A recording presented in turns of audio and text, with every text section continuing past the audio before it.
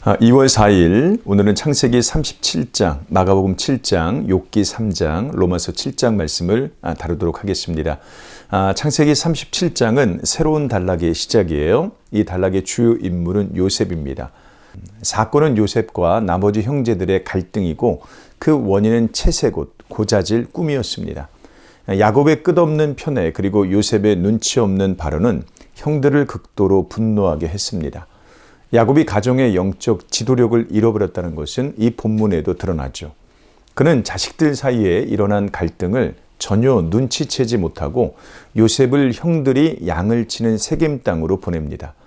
형들은 즉각 반응을 해요. 원래는 죽일 계획이었지만 맏형 르우벤의 개입으로 구덩이에 던져 넣는 것으로 끝납니다.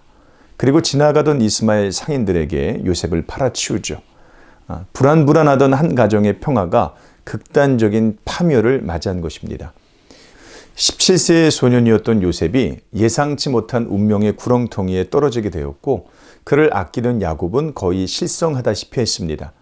야곱의 험난한 세월은 아직 끝난 것이 아니었습니다. 그러나 인간의 악한 마음과 거기에서부터 나온 악한 계획도 하나님의 손에 붙들려 있습니다. 37장의 이야기는 보이지 않는 하나님의 손길에 의해 진행되기 시작하죠. 욥기 3장은 욥의 독백입니다. 악조차도 자신의 영광과 계획을 위해 사용하시는 하나님의 섭리를 욥의 이야기를 통해서 우리는 보게 되죠. 그는 자신이 태어나지 않았으면 좋았을 뻔했다는 말을 반복합니다. 절망스러운 오늘이 그의 과거를 부정하는 쪽으로 이끌고 있습니다. 차라리 빨리 죽음이라는 쉼을 누리기를 소원하죠. 그런데 현실은 어떻습니까? 여전히 생명이 남겨져 있습니다. 그의 눈앞에는 온몸으로 뚫고 지나가야 하는 죽음보다 고통스러운 현실이 있습니다.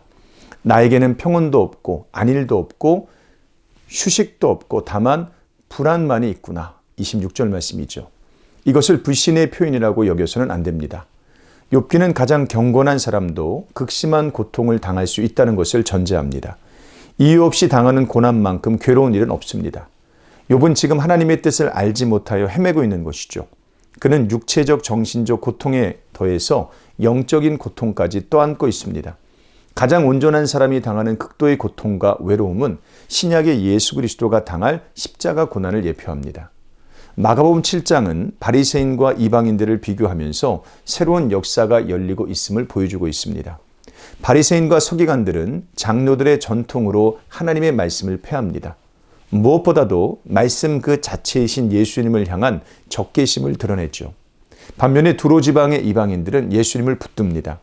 수로보니게 여인, 귀먹고 말더듬는 자에게 행하신 예수님의 능력은 이방 지역에도 복음이 선포될 것을 예고합니다. 오랜 세월 어둠에 갇혀있던 이방 지역에 서서히 빛이 들어오기 시작한 것입니다. 로마서 7장에서 바울은 자신의 실존적 고뇌를 외칩니다. 오라 나는 곤고한 사람이로다. 이 사망의 몸에서 누가 나를 건져내랴. 마음으로는 하나님의 법을 소망하지만 육체로는 여전히 죄의 법을 따르는 자신을 발견하면서 외친 것입니다. 우리는 이 땅에서 육체의 옷을 입고 지내는 동안 고난과 고뇌가 끊이지 않을 것입니다.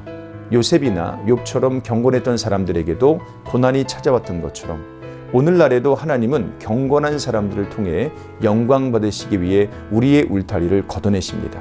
그러나 우리에게는 항상 소망이 있습니다. 예수 그리스도입니다. 수로보니게 여인이 되어서 귀먹고 말더듬는 자가 되어서 오직 그리스도께 매달린다면 어둠이 빛으로 변하는 능력의 현장을 맛보게 될 것입니다. 오늘도 그런 삶을 사시기를 주님의 이름으로 축복합니다. 고맙습니다.